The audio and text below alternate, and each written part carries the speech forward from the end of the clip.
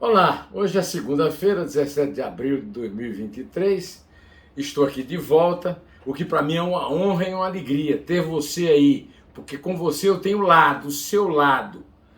Eu não sou imparcial, eu sou parcial ao lado do cidadão, do país e contra a casta de políticos e burocratas bem pagos com dinheiro público que dominam e manda realmente no Brasil para valer.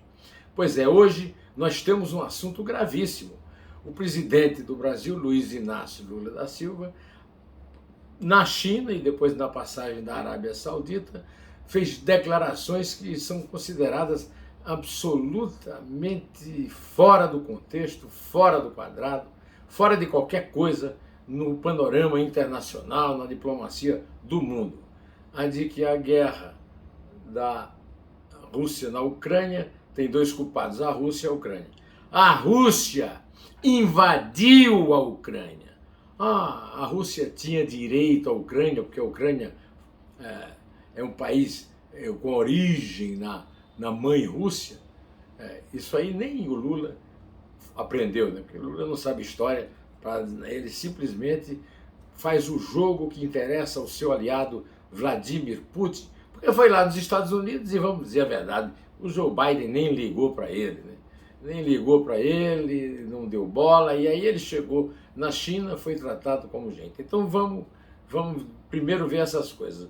A Rússia é invasora, a Ucrânia é invadida, não é verdade que os Estados Unidos se aproveitam, pode ser até que o complexo militar denunciado pelo Eisenhower tenha interesses no conflito ucraniano. Mas isso não quer dizer que a Ucrânia é um país que patrocinou, de certa forma, dividiu o patrocínio da invasão da Rússia com a Rússia invasora, né? É simplesmente ridículo, extraordinário, lamentável.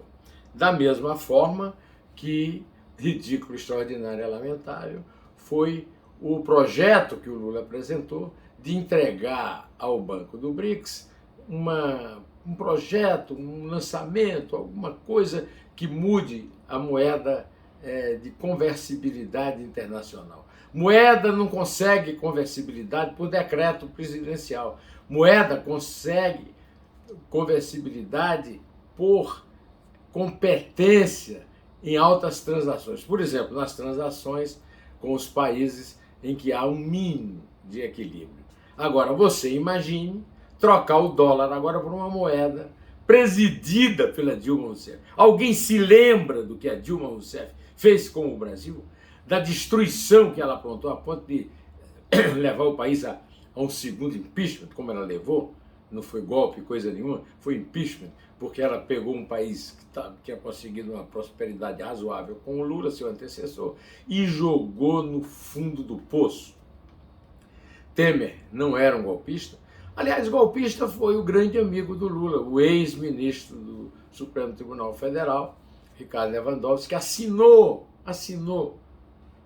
a resolução do impeachment na sessão do Senado que ele presidiu.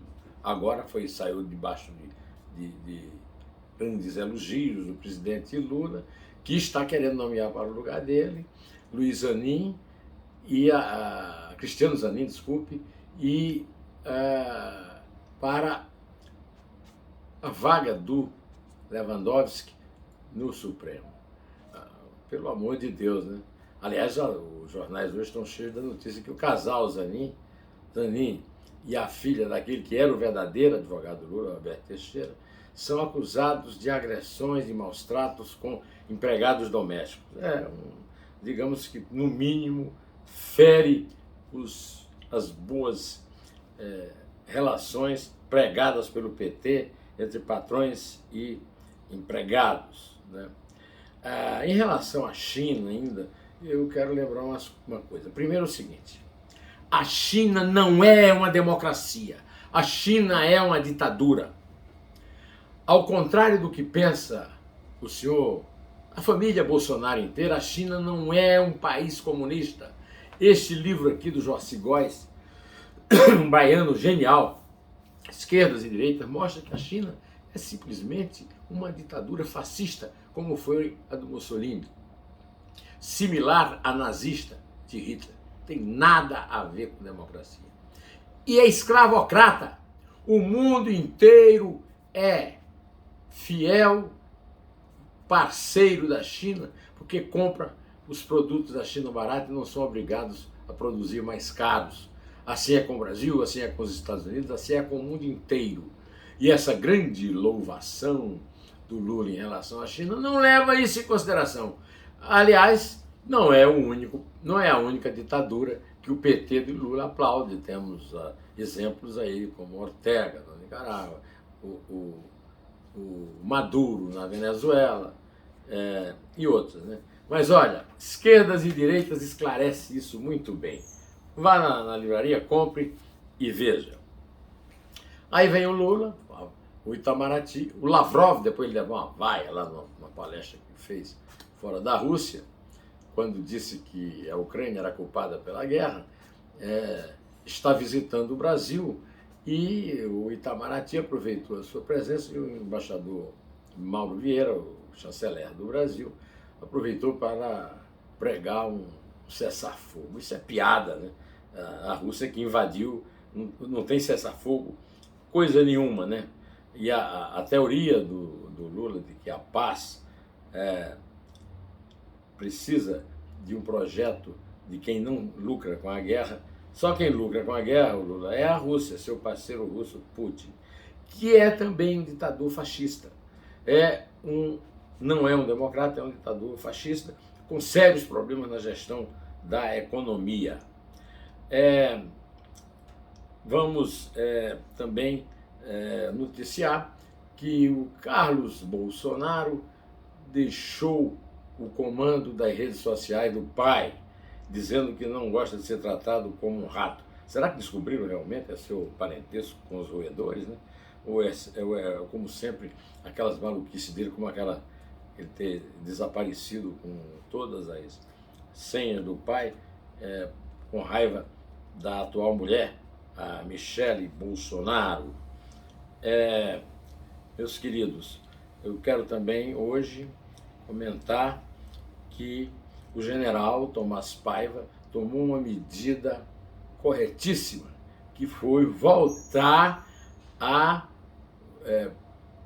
fazer funcionar o conúbio entre o Exército e a Polícia Federal para controlar as armas, acabar com aquele armamentismo do Bolsonaro com os seus CACs, né? Caçadores, atiradores e colecionadores, né? É uma grande notícia, uma boa notícia, alguma coisa que a gente tem que aplaudir no governo Lula, que trocou o comandante do Exército, que acabou a ditadura militar e agora... eu fiz, inclusive está no ar agora, uma entrevista dessa semana com o presidente da associação do Instituto Não Aceita a Corrupção, o procurador paulista Roberto Liviano, doutor em Direito Penal na Faculdade de Direito da USP. E ele disse isso, a violência brutal que está acontecendo aqui no centro de São Paulo, os massacres de creches com crianças e professores assassinados por criminosos da pior espécie, tudo isso tem facilidade com o aumento da circulação de armas, legais ou ilegais. Aquela história dos bolsonaristas, olha, bandido rouba arma, bandido não compra arma, o doutor Liviano simplesmente joga no lixo da história. Aliás, tem uma notícia hoje no UOL, que o centro de São Paulo está entre o crime e a miséria. Olha, meus amigos, a situação do centro é terrível e o doutor Liviano aprova a decisão do governador Assis de Freitas, que quer mudar o governo de São Paulo para o centro da cidade, mas ele lembra que depende de habitação, as pessoas irem morar para reabrir os comércios estão fechando no centro de São Paulo, né? eu quero também comentar o técnico do juvenil do Flamengo, que assumiu o time jogando contra o Coritiba, na presença do Jorge Sampaoli, que foi o novo técnico contratado pelo Flamengo. Do São Paulo vamos falar quando ele tiver algum desempenho a ser discutido, né? Do Mário Jorge, lamentamos que ele tenha um nome, mas não tem o talento do Mário Jorge Lobo Zagallo, né? Aliás, o Flamengo é sempre uma tentação a pilantragem, a exibicionismo, né? E esse Mário Jorge pôs o Pedro, melhor centroavante do Brasil, na reserva do Gabigol, que não está jogando nada, alegando que precisava de movimentação para vencer o péssimo, coitado, eu não quero, olha, desculpe, pessoal, coxas brancas, mas que time ruim aquele time do Coritiba, né? Não serve de sparring para ninguém. Então, essa semana nós temos, a partir de hoje, uma entrevista com o Roberto Liviano, e desde domingo temos um 2 dedos de prosa espetacular com o poeta, prosador, gaúcho, com passagem pelo Espírito Santo e pelo Rio, Carlos Nejar.